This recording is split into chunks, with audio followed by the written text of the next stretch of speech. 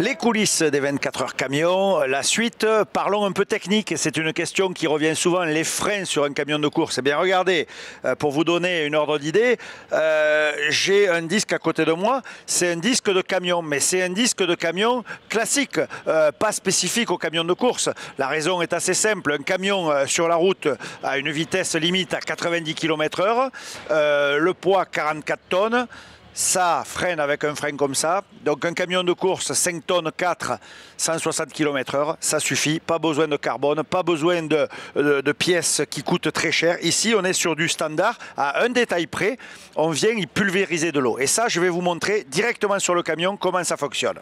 Alors, pour bien comprendre, on va s'approcher d'un camion. On est dans le team Robineau, une histoire de famille aussi chez les Robineau. Alors, vous avez vu le petit clin d'œil, j'avais le petit camion miniature devant. C'est pour la 4e génération, parce que ça fait déjà 3 générations qu'on est dans le camion de course chez Robineau. Eh bien, pour revenir au frein, regardez, on voit ici des traces, tout simplement. On embarque environ 200 litres d'eau, on a les bonbonnes ici, et tout au long du roulage, on vient pulvériser de l'eau à l'intérieur du disque de façon à le maintenir à température. Pourquoi tout au long de la course? Eh bien, si on mettait de l'eau alors que les freins étaient chauds, on aurait un risque de casse. En pulvérisant dès le début, on vient maintenir et stabiliser la température, ce qui permet d'avoir le même freinage le plus longtemps possible.